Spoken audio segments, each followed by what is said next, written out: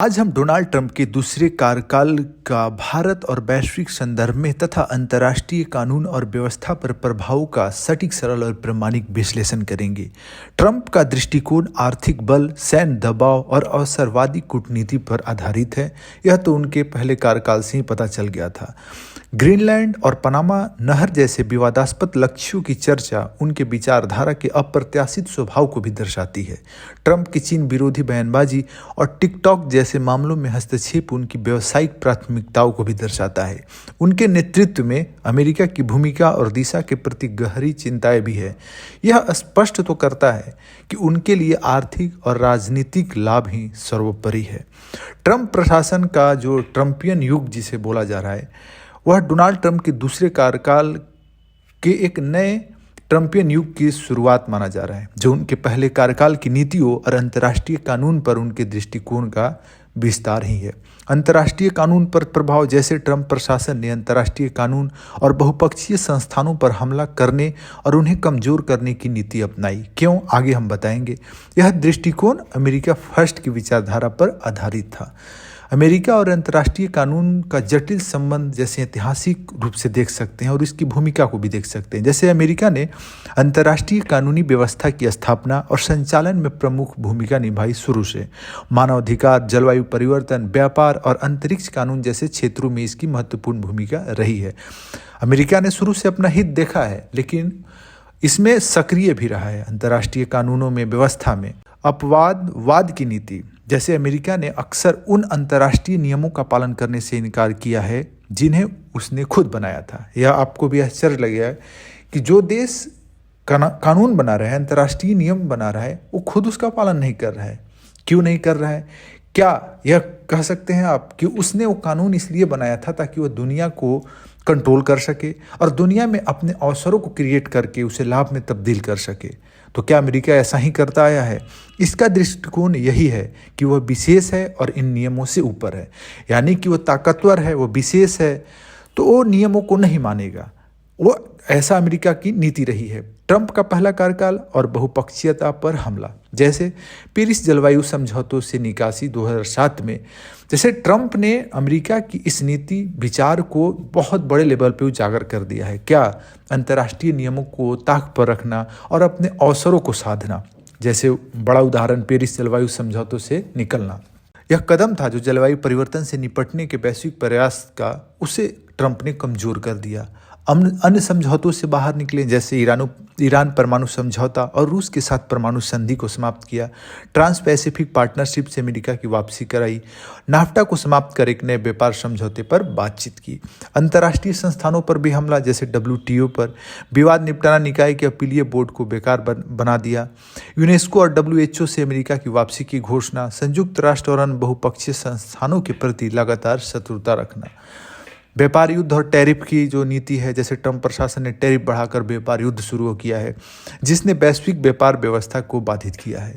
इन सब जो भी निर्णय लिए जा रहे हैं, जो भी घटनाएं वैश्विक लेवल पे हो रही है अमेरिका के द्वारा, आप इसको बहुत ही सरल तरीके से समझ सकते हैं कि कहीं ना कहीं ट्रंप अमेरिका की ताकत का, जो वैश्विक ताकत है, ग्लोबल पावर अमेरिका है, उसका मैक्सिमम यूटिलाइजेशन करना चाहते हैं। अधिकतम लेवल पे उसका फ़ायदा उठाना चाहते हैं, जहाँ से भी उठा सके। दूसरा कार्यकाल उनका, जैसे संभावित प्रभाव और विवादास्पद नीतियां हो सकती है। ट्रंप प्रशासन ने पेरिस समझौते और WHO से फिर से बाहर निकलने की प्रक्रिया शुरू कर दी है। WTO में सुधार के किसी भी प्रयास को भी नकार दिया है कि नहीं, हमको सुधार करना ही नहीं है। एक तरफा व्यापार नीति को बढ़ावा दे रहे हैं, जैसे मैक्सिको और कनाडा से आयात पर 25% टैरिफ लगाने की योजना हो, या फिर व्यापार युद्ध और संरक्षणवाद को बढ़ावा देना है। क्षेत्रीय महत्वाकांक्षाएं भी ट्रंप की बहुत ज़्यादा बढ़ रही है। आपने सुना होगा हाल ही में न्यूज़ में कि ग्रीनलैंड और पनामा नहर को अमेरिका में शामिल करने की योजना है, क्योंकि वो चाहते हैं कि इसे अमेरिका को ग्लोबल पावर बनने में, सुपर पावर बनने में, अधिक यूटिलाइजेशन के लिए यह इनके लिए बहुत ज़्यादा जरूरी है। कनाडा को अमेरिका का 51वां राज्य बनाने की धमकी हो, संयुक्त राज्य चार्टर के सिद्धांतों का उल्लंघन हो, जैसे जबरदस्ती और विजय कूटनीति के माध्यम से क्षेत्रीय विस्तार के प्रयास हो, संप्रभुता और आत्मनिर्णय के सिद्धांतों के खिलाफ कदम हो। अन्य देशों और अंतर्राष्ट्रीय कानूनों पर प्रभाव, जैसे वैश्विक दक्षिण और बहुपक्षीयता में देखें अगर, तो वैश्विक दक्षिण के देशों के लिए अंतर्राष्ट्रीय व्यापार प्रणाली को पुनर्जीवित करने की उम्मीदों को झटका लगा है। WTO के विवाद निपटारा तंत्र को पुनर्जीवित करने के प्रयास ठप हो सकते हैं। चीन और रूस को प्रोत्साहन, जैसे ट्रंप प्रशासन के विवादास्पद कदम चीन और रूस जैसे संशोधनवादी शक्तियों को क्षेत्रीय विस्तार के लिए प्रेरित कर सकते हैं। जैसे अगर ट्रंप बहुत ज़्यादा एक्सट्रीम डिसीजन लेंगे, सख्त डिसीजन लेंगे, तो छोटे मोटे देश जो उनसे नाराज होंगे उन देशों को अपनी तरफ खींच सकता है। कौन? चीन और रूस। तो ये दोनों देशों के लिए बहुत बड़े अवसर बन सकते हैं। सहयोगी के साथ तनाव, अमेरिकी सहयोगियों जैसे यूके और जर्मनी की आंतरिक राजनीति में हस्तक्षेप से संबंध और भी खराब हो सकते हैं।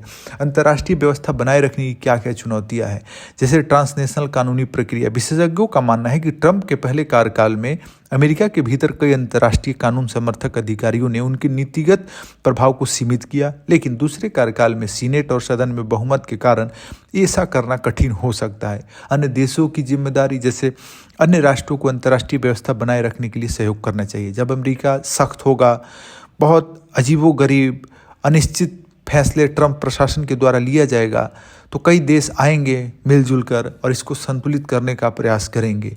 बहुपक्षीय संस्थानों को ट्रंप प्रशासन के प्रभाव से बचाने के लिए नए गठबंधन बनाने होंगे। भविष्य की राह क्या होगी? इन सब चुनौतियों से, समस्याओं से कैसे निपटा जाएगा? क्या समाधान होगा? क्या रणनीति होनी चाहिए? जैसे बहुपक्षीयता का समर्थन होना चाहिए। यूरोपीय संघ, भारत और अन्य लोकतांत्रिक देशों को नए बहुपक्षीय मंच स्थापित करने की पहल करनी चाहिए। नियम आधारित अंतर्राष्ट्रीय व्यवस्था बनानी चाहिए जिसमें कोई भी देश अपनी सत्ता का, अपनी ताकत का, अपने व्यापार का आधार बनाकर किसी दूसरे देश के साथ गलत ना कर सके। जैसे संयुक्त राष्ट्र, WTO और अन्य संस्थानों के लिए नए सुधार एजेंडों का निर्माण करना चाहिए। वैश्विक नेतृत्व का पुनः संतुलन जरूरी है। ट्रंप प्रशासन की नीतियों से उत्पन्न शून्य को भरने के लिए अन्य देशों को सक्रिय नेतृत्व करना होगा। चीन और रूस का संतुलन, चीन और रूस की क्षेत्रीय महत्वाकांक्षाओं को रोकने के लिए सामरिक साझेदारी को भी मजबूत करना पड़ सकता है। निष्कर्ष यही कह सकते हैं कि डोनाल्ड ट्रंप का दूसरा कार्यकाल अंतर्राष्ट्रीय कानून और बहुपक्षीय व्यवस्था के लिए गंभीर चुनौती पेश कर सकता है और करता भी है। उनके विवादास्पद कदम न केवल अमेरिका के सहयोगियों के साथ तनाव बढ़ाएंगे, बल्कि वैश्विक व्यवस्था को अस्थिर करने की क्षमता भी रखते हैं।